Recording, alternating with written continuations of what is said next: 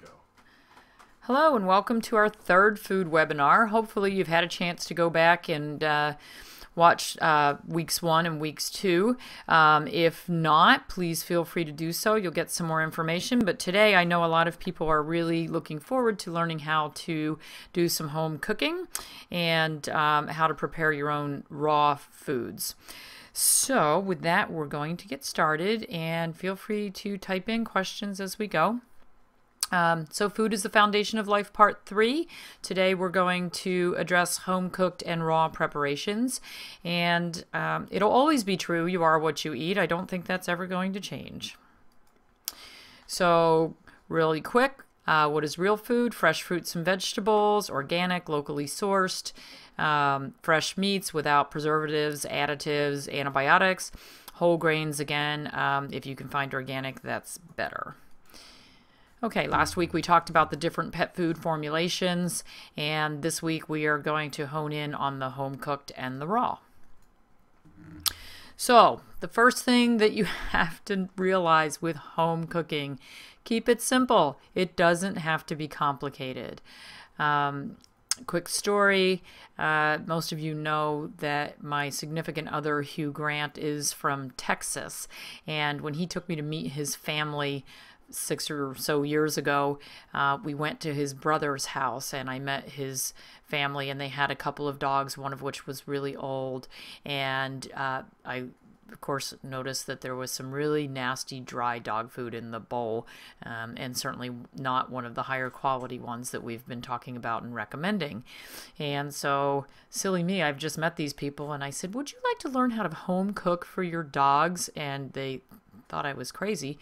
And over the course of the next hour, and with a few drinks on board, we managed to clean out their freezer, make a phenomenal stew for their dogs. And I think they've been cooking ever since, and their old dog spent the last year and a half of her life probably happier than she'd ever been, and looked great, had renewed vitality, and was phenomenal.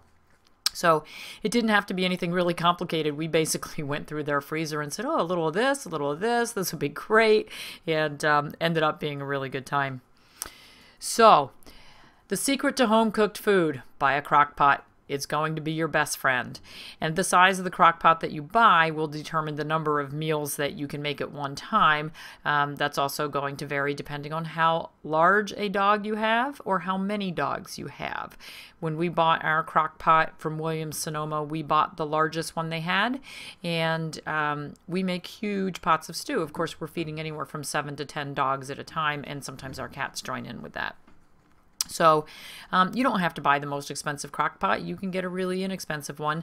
And even my office manager, who has never cooked for herself, I think she stores her purses and shoes in her oven, so she really doesn't cook. She has bought a crock pot now that she has 2 dogs, and she can crock pot food. So if she can do it, you can do it too. So we'll spend a little time on this slide. This is our starting point easy recipe. So you're going to get 2 pounds of meat. I don't care what kind, whatever it is that you choose. Next week we'll talk a little bit more about the energetics of the food and whether it's going to be warming or cooling to your pet, what type of animals should eat each type of meat. But this is a starting point. So if you feel like playing with it this week, just go get a couple of pounds of meat. So you can buy beef cubes, chicken, turkey, fish, lamb, pork, beef or chicken liver, kidneys, whatever you want. I would be a little careful on lamb, particularly if you're anywhere in the United States and it's summer and it's very hot. Lamb is a very, very warming food, so it's not really good to eat lamb in the summer, so most pets will become way too hot. And if your dog is already panting, that's not the way to go.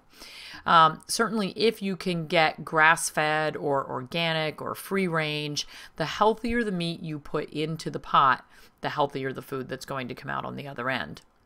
But if you can't afford to get that, and you can afford to go to Costco and get a 5-pound bag of chicken breast, great, that'll work. Whatever you want to use. Since we are cooking, we are not going to cook the bones. If you do cook like a whole chicken, you're going to have to pick out all those bones at the end. And you can do that, that's fine, but we've got to take the bones out because these are going to be cooked and you don't want to feed the cooked bones. With my meat, when I'm making a home-cooked stew, I use about 60 to 70% muscle meat, and the other 30 to 40% will be organ meat, like heart or liver or kidney, gizzards, whatever you can find. So, and again, you can just throw all this in the pot at one time, or if you're like Hugh and you're a chef, then, you know, he spends time browning the meat and, you know, cooking it like he would for us because he wants the dogs to be just as happy and have more flavor. So he'll brown the meat before he puts it in there, and he chops it up very nicely for them into little bite-sized pieces. I do recommend that you either grind it or chop it so that it is in small pieces, but after you cook it all day, it's pretty much going to just fall apart. You're going to combine that, whatever meat you're choosing, with 1 cup of barley or brown or wild rice or quinoa. That funny thing that looks like quinoa is quinoa. Quinoa looks like a grain, but it's actually a fruit. A very, very healthy, low glycemic index, gluten-free product. So for dogs with allergies, that's a really, really nice product. You'll notice I don't have white rice up on this list. I don't really like white rice in foods. It's very warming and has a lot of gluten in it and a high glycemic index. So for a lot of dogs, it's going to cause a little bit of a problem. Barley is phenomenal. It's cooling, it's draining. We'll talk about that more as we go through future seminars, but I really like barley. It's a pretty healthy product. Brown rice is not real expensive, and so that's a good way to go. Wild rice will be very expensive, so very few people go with wild rice. So then you're going to add about 2 cups of fresh veggies or frozen mixed soup vegetables. If I buy the frozen mixed veggies, I try to find a product without corn or with very minimal corn. So it can be carrots, broccoli, spinach, green peppers, sweet potatoes, whatever you want to use for your vegetables. Around here in the summer, we use a lot of zucchini and squash and peppers and spinach, whatever you have and you want to put in there. Could you use canned vegetables? Sure. If you use canned vegetables, please, please, please buy the no salt vegetables from the cans. So again, you're just, you can make this easy by opening a bag and dumping it in. You can make it hard by chopping up all your own fresh stuff. And certainly if you can afford and can find organic, the healthier it goes in, the healthier it comes out. Add about 4 tablespoons of high quality vegetable oil. So canola, extra virgin olive oil, flaxseed, borage oil, fish oil, and you can vary those from week to week.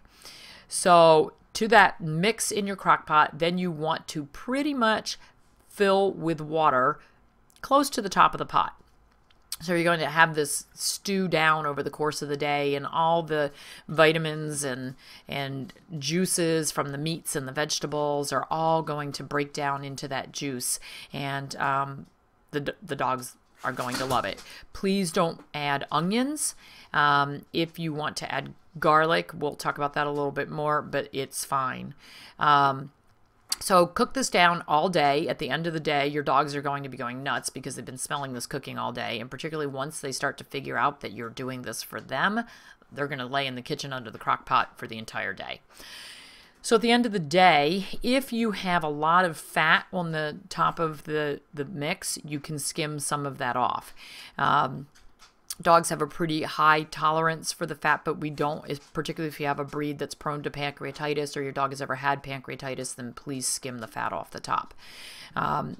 Depending on the size of your dog, this could feed for a week or 2 weeks. If you're not going to use it all up in 3 to 4 days in your refrigerator, then please put it in baggies or Tupperware and put it in the freezer. But it will last quite a while in the freezer.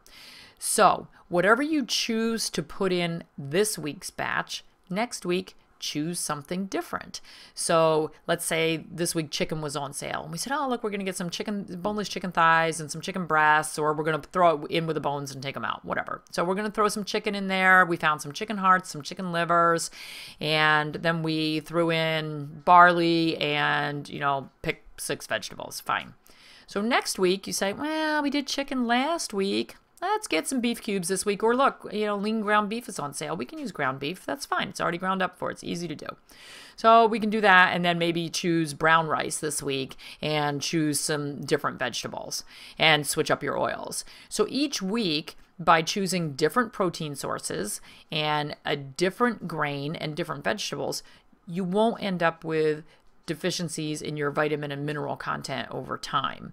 What you don't want to do is say, well, I'm going to use beef cubes, barley, and spinach, and use the same thing week after week after week, because then you absolutely are going to end up with deficiencies. And I do have a lot of clients who come in and say that they've been making the same mix month after month, and the dogs do start showing problems. So you definitely want to mix it up and change it from week to week when you make this.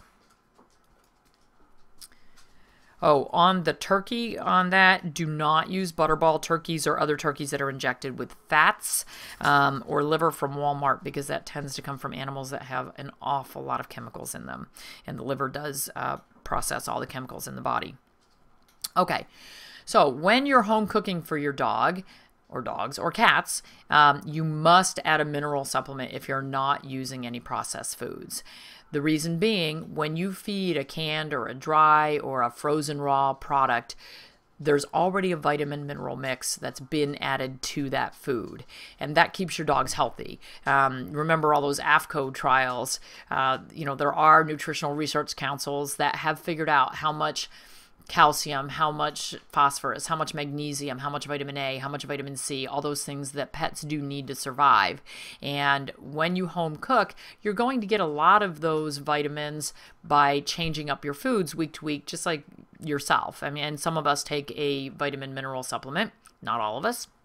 But you definitely are going to have to add a mineral supplement if you're not using any canned or processed food. My favorite right now is RX Minerals. It's made by RX Vitamins.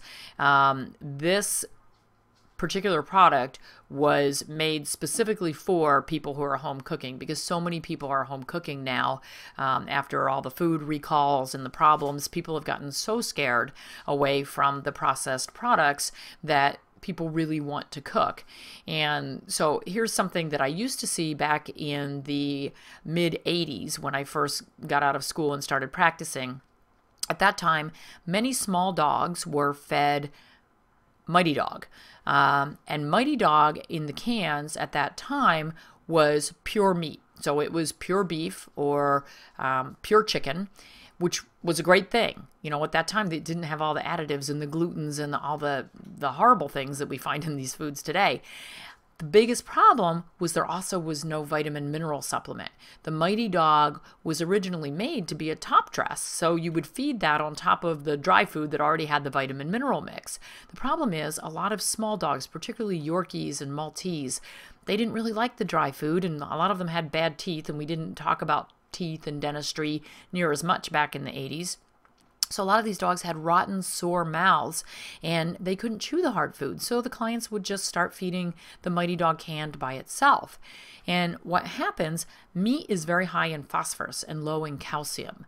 And so it was an imbalance. In a dog diet, the calcium should be 1.4 times higher than the phosphorus. So the problem was these dogs weren't getting enough calcium in their diet, and the body always wants calcium and phosphorus to be in balance. So we were feeding all this phosphorus. Where was the dog going to get calcium from? They reabsorbed it from their bones. So the body took calcium out of the bones, and these dogs ended up reabsorbing their own bones. And so they came down with something called rubber jaw, because the first place that seemed to dissolve for the bone was the lower jaw. And so we'd have these Yorkies that would come in, and their lower jaw would basically be hanging skin, and their tongue would stick out because there was nothing to hold it in their mouth. So please don't make the mistake of home cooking for a long time and not adding minerals.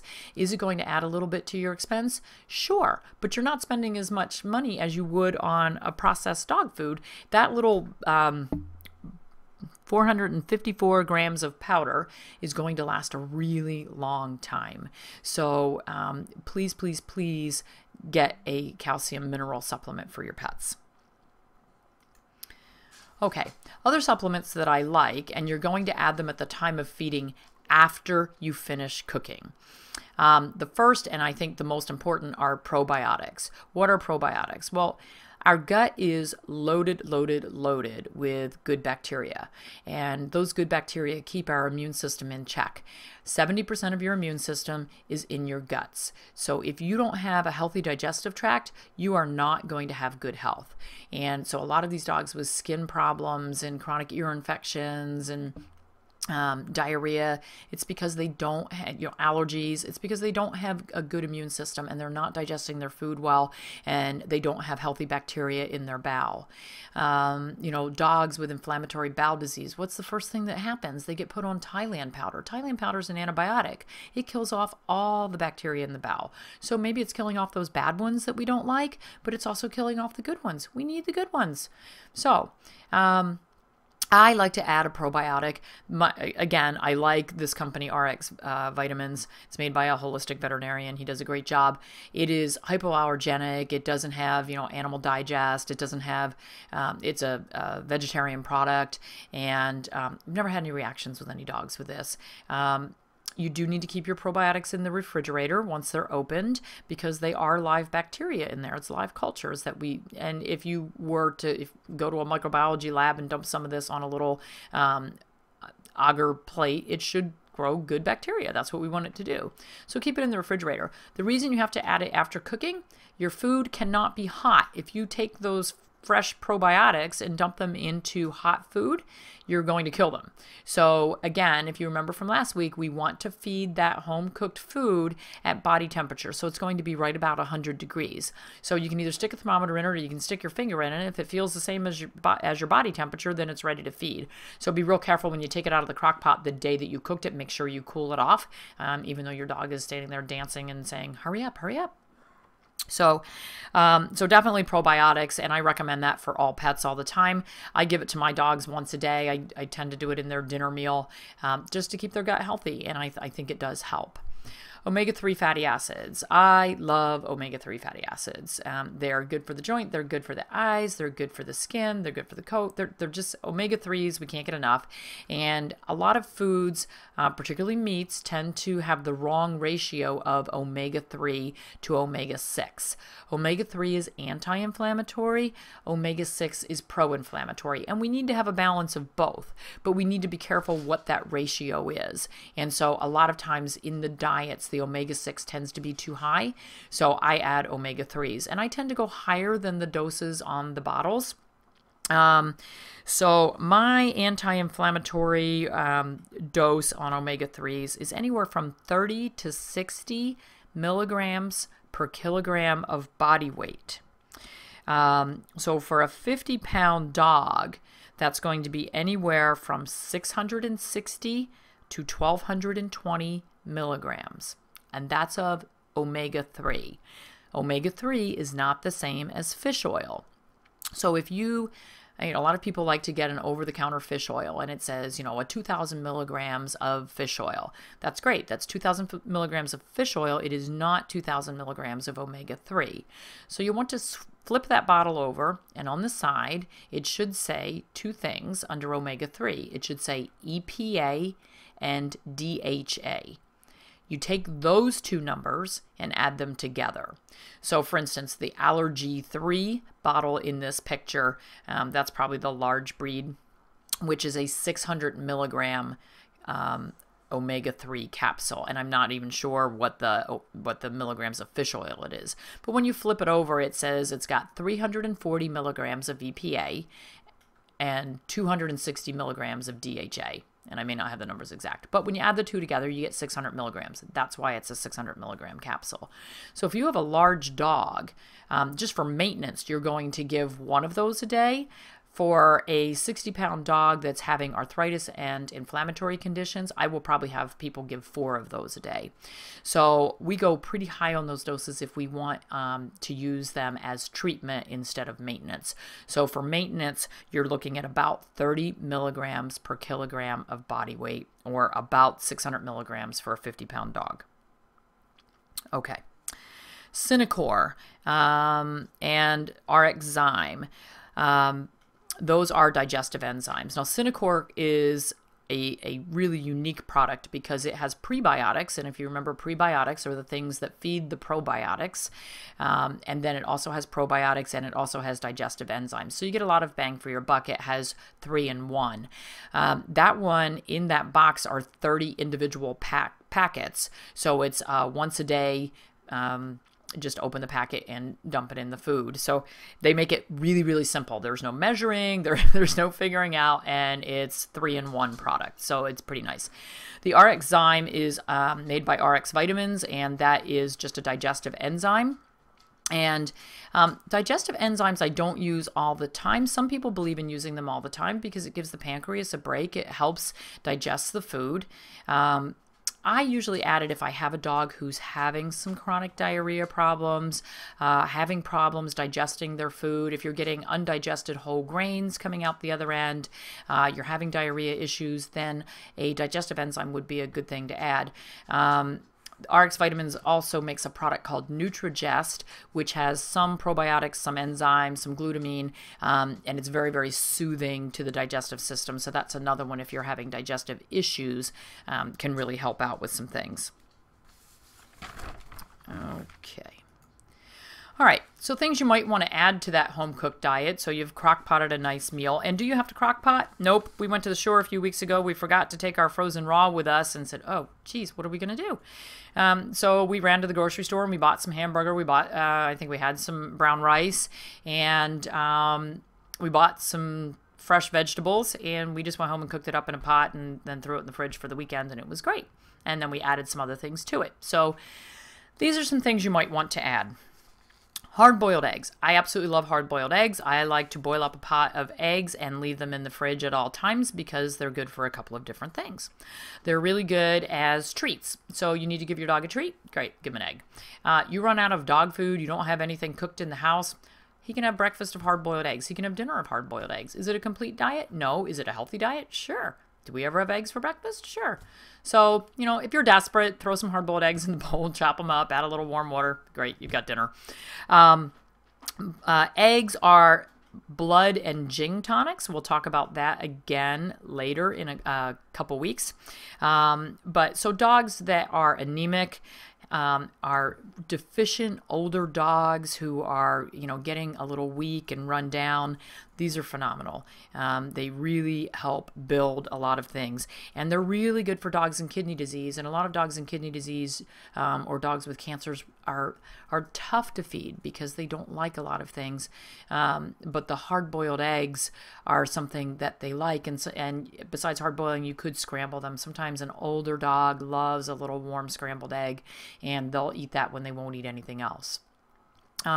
Sardines and clams. I think sardines are a superfood. Do I like the smell? No. I had a client the other day who said, please don't make me open a can of sardines. There's no way I can do it because everybody knows that I love sardines. They are high in omega-3s, great blood tonic. Their little skeletons are in there and they're soft, so that's a calcium source, and so I like them for that.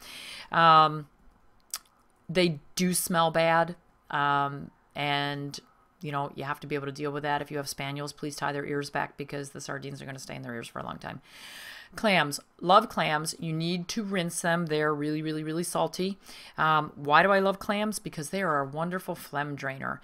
And we all tend to build up phlegm in our systems. So that's, you know, that thick snot. You get the waxy buildup in the ears. Dogs with dry eye. Clams, you're gonna get that cleared out. So I really, really like them. Do I add sardines and clams every day? No. Would I add a hard-boiled egg every day? Under the right circumstances, absolutely. I had a young St. Bernard that came in, just puppy mill dog, had really bad hip dysplasia, very, very weak in the hind end, came to me when she was about 1.5 years old, and I said to this client, you need to start feeding eggs. We need to build the kidney system. We need to build the bone system. Let's get some eggs. And that girl was great, and she fed that dog 1 to 2 dozen eggs every day. Every day. And no, we don't have to worry about cholesterol in our dogs. Or not usually, unless your dog has a thyroid condition. This dog within a year was filled out, gorgeous, no hip problems, getting around beautifully. She's now, I think, 8 years old and just looks phenomenal. So, and we did it with eggs. She doesn't eat that many eggs anymore. But for about a year, she ate a lot of eggs. Fruits and vegetables, or I'm sorry, we already added veggies, fruits. Fruits are great, and I will cut up apples and pears and berries and throw those right in the crock pot while it's cooking. And fruits are antioxidants, so all those good blue and red berries are wonderful for our pets, just like they are for us. Again, rinse them, try to get locally grown and organic if at all possible. But the apples and pears will also help drain phlegm, so they're great. Most dogs love them. Bananas will drain phlegm. I don't usually cook the bananas. I usually use those as treats. They're great for hiding pills in. Sweet potatoes. Sweet potatoes are, again, a blood tonic. They're also a chi tonic, and chi is energy. So again, those old dogs that are weak, sweet potatoes can be really good.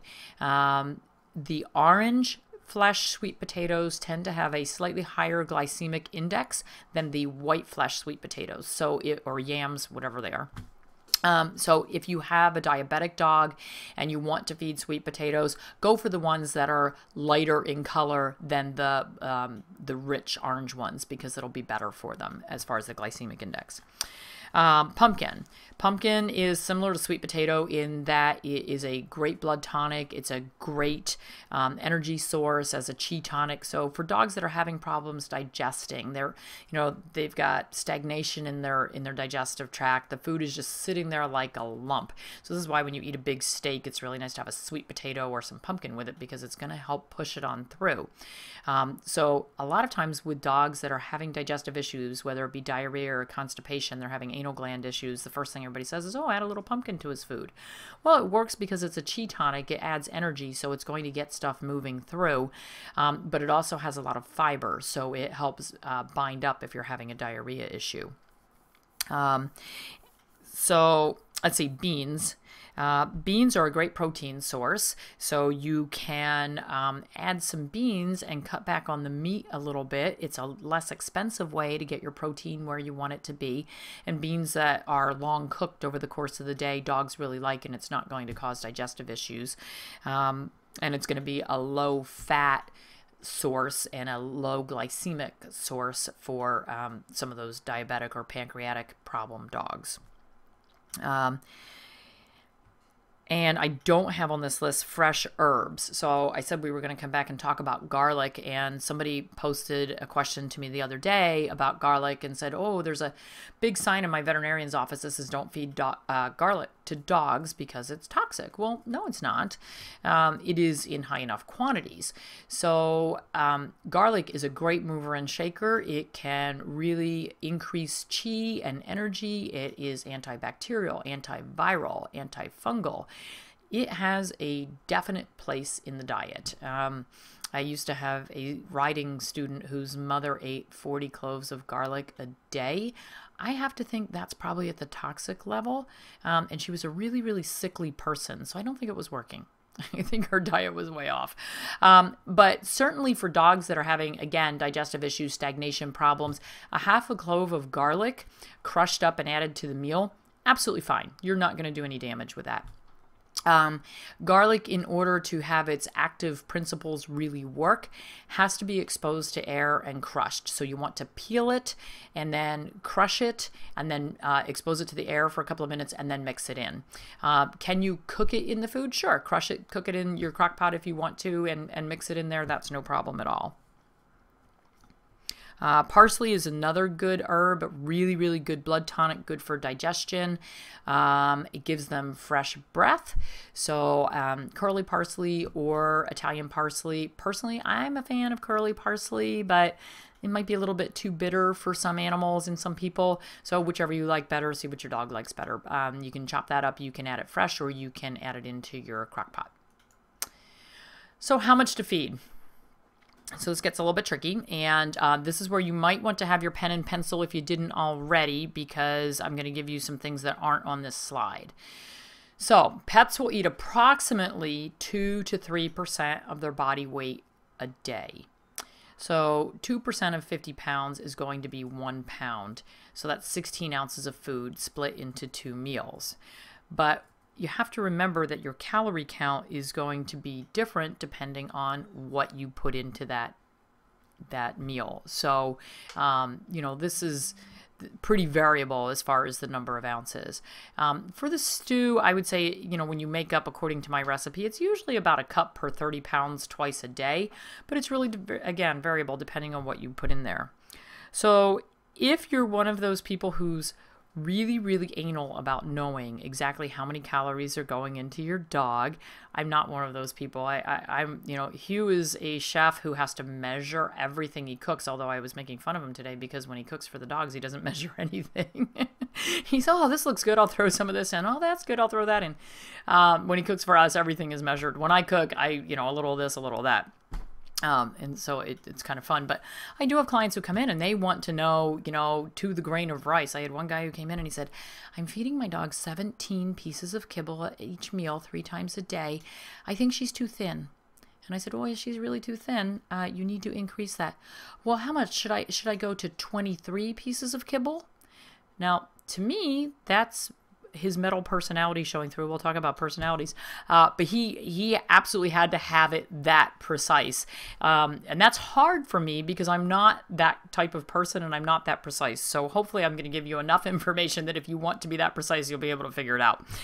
So there's 2 websites you can use if you do want to be that precise. One of them is called balanceit.com. That's balance it, like a balance beam, it.com. And the other one is, you can just Google NAT, which stands for Nutritional Analysis Tool. And I have had clients use the Nutritional Analysis Tool. Remember that they are giving you percentages in human terms, and so you'll just ignore that, but it can tell you how many calories are in that amount of food that you make up. So if you make a pot of food and you put in, 2 pounds of meat and, 2 cups of vegetables and 1 cup of barley, you can put all of that into the NAT, and that will help you figure out how many calories are in that whole pot, and then you can figure out how many cups are in your pot. So again, getting really, really down to the nitty-gritty, I don't do that, but you can if you want to. So if you can't figure out the percentage of body weight, here's another way to do it. A dog will eat about 20 calories per pound of body weight per day. Same goes for cats. Could be up to 30 calories per pound per day. So if you're feeding 2 meals, you're going to split that in half. So the 30 calories per pound is if you have a pretty active dog. So for a 10-pound dog or cat, you're going to feed about 200 calories per day. So split that into 2 meals. You've got 100 calories in the morning and 100 calories at night. And it's kind of funny because we talk about people needing, 2,500 calories a day. So when you're talking about 100 calories, and that's probably why we overfeed our pets, because we end up thinking of it in terms of us. And that holds true when you're feeding canned food or dry food as well. Somewhere on the label, it should say the number of calories per cup or per pound or per can. So you can figure out 20 calories per pound per day. So, my rule of thumb, somebody asked me last week afterwards, and I didn't get it on the webinar, but somebody asked me, what's the approximate number of cans per day? Well, for a 20-pound dog, it's about 1 can per day. But again, it's going to vary with the number of calories in that can. So it's just a rule of thumb. Okay, so let's move on. Looks like I'm getting a little behind. So pros and cons of home-cooked food we talked about last week. The pros, I love it. It can be inexpensive. It has a high moisture content. It's not cooked at high temperatures. It's not processed. There's no preservatives or chemicals, and you can individualize the diet for particular needs for a pet. Cons, it can be expensive. If you do it using all organic, grass-fed, antibiotic-free meats, it's going to get expensive. It's not going to work the teeth and gums, so we have to do something different for that. It's less convenient than opening a can, certainly, so a little bit labor intensive, and it can be very labor intensive if you're chopping your own things and using everything fresh. And you have to balance the diet, so you can either work with a nutritionist, you can use balanceit.com, you can work with your veterinarian. You do need to add vitamins and minerals, and it's going to have a short shelf life, but you can freeze it, so that might make it last a little longer for you. Okay, prepared raw diets. We talked about these last week. There's a bunch of different brands up there. We know I love them. And so again, how much to feed on the raw? It's going to be about the same, 2% of body weight per day divided into 2 equal feedings. Large dogs may eat a lower percentage and small dogs may eat a higher percentage. Our Doberman weighed 125 pounds and he stayed pretty porky on 24 ounces of raw meat a day. I have a 13-pound Cavalier, Crazy Shayna, who eats 8 ounces a day. And so she eats our 13-pound dog eats 1/3 of the amount our 125-pound dog ate. One was a sloth and one is crazy active. So it's really going to be variable depending on the activity level of the dog. Okay, so we know the pros of the prepared raw diets and the cons. They're really, really expensive. You need to have freezer space and they're hard to travel with. Okay, you want to make your own homemade raw diet. How do you do it? We're going to start with high quality ingredients. So again, you want to try to find meat that's grass-fed, hormone-free, antibiotic-free, healthy as much as possible. And is that possible for all of us? No. Can we afford it? No. So get what you can afford. Preferably fish that are wild caught and dye free. Again, getting harder and harder to find and really expensive. And I like using bones. So we're going to grind some of those bones or we're going to feed bones. So you can do raw meaty bones, poultry necks and backs and wings. I have some clients who one meal will use poultry necks and backs as the whole meal. And then, give something different for the other meal.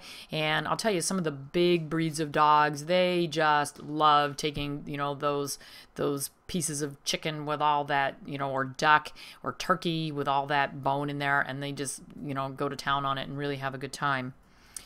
So here's our best friend at our house. We have a KitchenAid mixer and we've got that little grinding attachment on it. If you want to make your own homemade raw diets, this is going to be your best friend. KitchenAid mixers are pretty pricey. The little attachment's not that pricey. But if you do not have a commercial grinder, you will not be able to grind big bone at all. So in our grinder like this with that small, home use attachment, we can do chicken wings in there pretty well, chicken necks, chicken backs. Can't do turkey bones at all, except maybe the little turkey flipper. And we don't do beef bones at all in that, but small bone, it will handle okay. And we actually add our fruits and veggies right through the grinder as well, so that you can make a mix that way if you want to. Just kind of run it all in there together into a big bowl and then smash it all around and you end up with a really cool mix. So it doesn't have to be that hard to do. And again, if you're going to do the homemade raw, you want to vary your meats from week to week. So if you're grinding chicken this week, you might want to grind beef next week. If you're feeding chicken necks and backs and wings as one meal, then you might want to grind beef with some fruits and veggies as your other meal. When you grind this, yes, you can put it in the freezer to store it. You can put it in individual packages in the refrigerator. You can put it in a big blob in the refrigerator and scoop it out as you need it. But again, depending on the meats that you're using, probably not going to last in your refrigerator more than 3 to 4 days. I think that the raw lasts less time in the refrigerator than the home cooked. So I would not leave this in the refrigerator real long. I usually feed it pretty quickly or I freeze it. Again, things you can add to raw diets. The eggs that we're going to add to raw diets, we do want them cooked. And the eggs are good for the same reason they were good before. Do not feed raw eggs. The raw egg whites will bind B vitamins and cause deficiencies. So please cook eggs. You can add pumpkin out of the can to this. Preferably organic pumpkin would be great. Not the pumpkin pie mix. Sardines, you can mix those in with this. Vegetables, you can add whole vegetables, ground vegetables, cooked vegetables. If you are feeding raw vegetables, they're not going to digest as well. It takes a lot of work for the digestive system to digest those. Raw food can be a little bit stagnating. It can sit in the digestive system for quite a long period of time, particularly beef. Sometimes it just sits there and sits there. So it's a little bit slow to digest.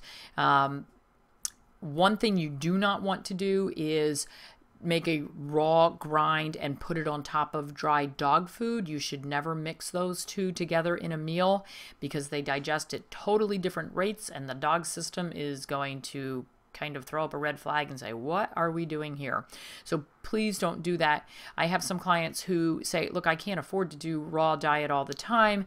Can I feed my dog, dry food one meal and raw the other? Sure. You can mix it all around. Can you do, raw a couple days a week and then do canned a couple days a week?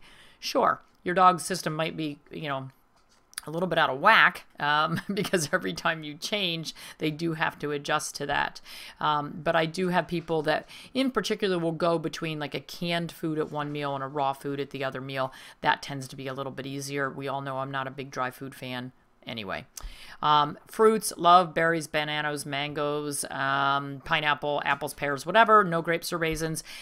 Grapes and raisins are not toxic to all dogs, but unless you know that you have a dog that they're fine, then the recommendation is not to feed them. So, because some dogs will go into kidney failure with them. And again, you can add your fresh herbs, parsley, whatever, garlic that you need to round out the diet depending on what kind of symptoms or problems you're trying to take care of. Okay, again, how much to feed? Generally 2% of body weight divided into 2 equal feedings. Pros of homemade raw diets. They can be convenient because you can throw it in the freezer. It can have a long shelf life if you throw it in the freezer. It can be a balanced diet, and it is a natural, species-appropriate diet, and that's one of the things I like about it. Do I think raw diets are appropriate for every animal? No. And if you have an old, weak, deficient dog, please make him a home-cooked stew. Do not suddenly go, I'm going to throw some raw meat at you. He won't be able to handle it. I do have old dogs that I feed raw food at my house, but they've been on it for quite a while. And some old dogs I will transition onto a raw diet, but we have to make sure that we have their system in good shape before we do it. So if you're looking at your old 15-year-old golden retriever who's gray and weak and muscle atrophied, and you think, I'm going to go grind up some meat and give him some chicken backs, he might not be able to handle that. But if you want to go cook him a nice stew, he would love it. Cons about homemade raw diets: they can be expensive, particularly if you're sourcing the highest quality meats and vegetables and that sort of thing. May not work the teeth and gums, but I will say this is going to work the teeth and gums better than anything else we've talked about, because we're going to put some bone into this, particularly if we're doing whole backs, necks, wings, that sort of thing. If you're grinding your bone, no, it's not going to work the teeth and gums very well. But dogs that are on raw diets do not build the tartar because they're not getting the carbohydrates in their food. So we see a lot less tartar. I have seen 15-year-old dogs that have been on raw diets their entire life, and there's not a speck of tartar to be found on those dogs. They just don't make it. Certainly this is less convenient. It can be pretty labor intensive if you're grinding up all of your own stuff. If you're just throwing some chicken backs at the dog, it's maybe not any more labor intensive than anything else. And you may have to balance the diet and work with a nutrition. You can go to balanceit.com. We do have to have bone in this diet. Remember that calcium-phosphorus balance. And the meat, if you're just using meat, is going to be high in phosphorus. You've got to get the bone in there. If you just feed raw meat with no bone, you better have a mineral supplement, and you need to get that calcium right, or you're going to have problems. So no meat without bone. And certainly it can have a short shelf life, so you may need to do it fairly often unless you grind it and throw it in the freezer. Okay, treats and snacks. Feel free to make your own. You know what the easiest things are? Fresh fruits and veggies. Bananas you can hide pills in. Watermelon, you can probably hide pills in watermelon and cantaloupe and honeydew. Dehydrated meats and vegetables. We talked a little bit last week about making your own. You can chop them up, throw them on a cookie sheet in the oven on the low setting overnight, and you have dehydrated treats. And any recipe that doesn't use wheat flour, and I say that because wheat tends to be something that is more allergenic for our pets. High quality treats that you can buy. I love Natural Bark. They're out of New Hampshire. Pure Bites, dehydrated liver, beef liver or chicken breast. They also make a whitefish for cats, which is really smelly, but they love it. Oliver Bentley's is another company I just learned about, but there's thousands out there. Please read the labels. Make sure you're buying something made in the USA that doesn't contain wheat, corn, soy, dyes or a bunch of bad preservatives, that BHA, BHT. Make sure you're reading labels, and be very careful because it may say processed in the U.S. or packaged in the U.S., but the ingredients may be from China, particularly chicken jerky treats. I'm shying away from those unless I make them myself right now, because Lord knows there's enough of those out there from China that are killing our pets. Next week, we are going to talk about energetics, and this is where I start to get really excited. Food will either warm or cool the body. We've talked a little bit about it so far, talking about lamb. And so we can use those energetics of the food to treat diseases, behavior problems, maladies, anything you can think of. And it's really, really important to get that right, and it's kind of fun. So I hope you'll tune in for that, and I'm a little bit over, but we still have time for questions. So we'll head to that, and I'm sorry I talk so fast today. Okay, we've got Toledo Dog Training asking, how hot should the crock pot be? It was an earlier question. Oh, okay. How hot should your crock pot be? I turn mine all the way up to high, but it depends on how long you're going to cook it. If you have all day, if it can cook for 8 to 10 hours, then you can probably have it on a lower setting. But if you need it to get done in 4 hours, you can set it higher. That's fine. Just make sure you cool it off before you feed it to the pet. The crock pot is certainly not going to ever cook the food as hot as you are, say, on a grill or in an oven. So still going to be fine. Here's someone saying, I'm using a probiotic that says does not need refrigeration. It comes in a capsule. It's called Mitomax. Is this a good quality probiotic, or should I switch to one that needs refrigeration? I'm wondering if it contains live culture. That's a really good, okay, so the question is, I'm using this probiotic that says it doesn't have to be refrigerated and it's in a capsule. And so the question is, should I switch to something that does have to be refrigerated? I don't know the particular brand they're talking about, and believe me, there are thousands and thousands of them on the market, and I just had to go buy one for myself, and I'm standing in the drugstore, and I don't know what's good and what's bad. I'm reading labels. So I do recommend refrigeration. With that said, the Cinecore does not have to be refrigerated. They're vacuum packed in their little individual packages. And the company has guaranteed me that it's fine even though it's not refrigerated. So, there may be some out there that don't need to be refrigerated. I kind of like them to be refrigerated. I guess the answer would be to contact the company and say, well, can you show me the statistics? Have you cultured this? How many live colony forming units are in there when you grow it? And hopefully they'll give you a real answer. Should we, we're going to take a quick digression here because we forgot to bring the children. There's Stripey. Oh, sorry, that's Snip. Sorry. And they will be, 3 weeks old tomorrow. There's Stripe. Oh, get your face in there. There we go. We'll come back this way, though. And so they are just coming up on 3 weeks, and they're getting big, and they're starting to squeak and move around and get really obnoxious, and Mommy's trying to leave them alone a little bit because they're really kind of a pain. But they're really fun. Okay, say bye. Okay. Is there a web store where you can buy all of these probiotics, etc.? Is there a web store where you can buy RX vitamins? The RX Vitamins company is a good company, and what they tell me is that their products are only sold through veterinarians, partly because they want to keep the quality up and they're not mass producing quite so much. So I don't know if you can find the RX Vitamins products online. Certainly you can find them through my office, or your veterinarian may carry them. You can try. You cannot buy them directly from RX Vitamins. I had somebody try to do that, and they had a hard time. But you can go online. Sometimes you can find them on different sites, and if not, just send me an email. It's fine. We can ship. I just happen to like that line of products. Are there other ones that are good? Sure. I really like their line, though. Okay. What type of beans? Black kidney, Great Northern, Navy? What kind of beans? Pretty much any. I've done kidney beans, dark and light red kidney beans. You can do black beans, dookie beans, all the beans, lentils, all of the beans have different energetics and are going to do slightly different things for the body. But overall, they're basically a good blood tonic and a decent filler, and most dogs do like them. And for those who are trying to feed vegetarian, you're certainly going to want to use more of the different beans for proteins, although I don't recommend vegetarian, but that's okay. If you're a vegetarian, you can only stand a little tiny bit of meat in your diet, then you can add more beans. So pretty much any kind. Okay. Even though I'm trying to stay away from grains, would quinoa be best? If you're trying to stay away from grains, then quinoa would be your best. And grains have gotten a bad rap. Everybody thinks everything has to be grain-free, and it really doesn't. Some carbs can be very good. I really like quinoa, and I really like barley too. But if you're looking for that gluten-free, non-reactive, quinoa is the way to go. Okay. I usually feed my dog 3 cups of American Dry, I guess 1.5 morning, 1.5 at night. How much raw should she eat? It's a chocolate lab. Okay, so it's a chocolate lab.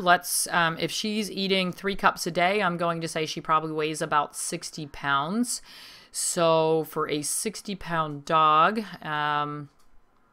we want 1.2. We're talking to feed it raw. Yeah. Probably around a pound of raw to a pound and a half. But again, it's going to vary. So what you do is you weigh your dog, feed whatever the new diet's going to be for a week, weigh the dog again. Are we gaining? Are we losing? Are we getting more energy? What are we doing? So the easiest way to know, because like I said, it can be so variable depending on how active they are, but that size dog should eat about 1.2 pounds. So that is going to be 18 to 20 ounces of raw meat or raw diet. Okay, and we've got one more. No grapes, no raisins. Are there any other berries or fruits you should not feed your dog? Are strawberries okay? What about tomatoes? Okay, so I don't know if you can all hear that, but no grapes, no raisins, no onions. What else? Our strawberries and what else? They asked about berries, in particular, strawberries and tomatoes. Strawberries and tomatoes. Yep, you can feed those. A lot of dogs love tomatoes. A lot of cats love tomatoes. A lot of them love berries and bananas. So yeah, all that stuff is really, really good for them. Okay, that's all we've got so far. Okay. All right, well, we did great, and I'm sure you'll think of more questions, as you start to do this and start to play with it. But the big thing is to not make it too complicated, not to allow yourself to get overwhelmed. Start with something very simple and just try it. And see what your dog says about it. If London broil's on sale for $1.99 a pound, get one, chop it up, give it to the dog, see what the dog says. There are a very few dogs in this world who absolutely hate raw meat. My mother's dog is one of them. She will not touch it with a 10-foot pole. So you may find that, you go to all this trouble and your dog goes, ugh, God, no. But most of them think that it's the best thing ever. You could try with something simple. Next time you're going to make chicken wings for the family, take the little flippers, that little end piece that you don't eat, give it to the dog. See what the dog says. Hey, that was pretty good. Start playing with some fruits and vegetables and things, and just keep it simple. Be very, very aware when you're doing the raw of handling it correctly, just like you would handle raw chicken, raw beef, whatever, preparing for yourselves. Make sure your counters are clean, your equipment is clean, that you clean up afterwards, that you wash your hands. Please wash those dog bowls, sterilize those dog bowls in between meals. So run them through the dishwasher, really hot water. Make sure you keep everything clean so that you don't get bacterial buildup. Personally, I've never had a problem with bacteria with raw feeding. But again, we'll all remember what the AVMA says and what the Delta Society says. And, everybody wants us to not do raw. I have not seen problems with it. So is that it? Okay, great. Well, thank you so much for tuning in. Hopefully this gave you at least a starting point for your own home prepared meals. And feel free to email questions and watch this again so that you can get all those things that I blew over so fast. And hope to see you next week. Thanks for tuning in. Thank you for joining us for our food webinar. Wow, Remember to follow us on all of our social media on Facebook and Twitter at ClaytonVetNJ. That's ClaytonVetNJ. Remember to visit our website as well for more information about how you can help your pet live a healthier lifestyle. Make sure you join us next week for the next installment of Dr. Morgan's Food Webinars.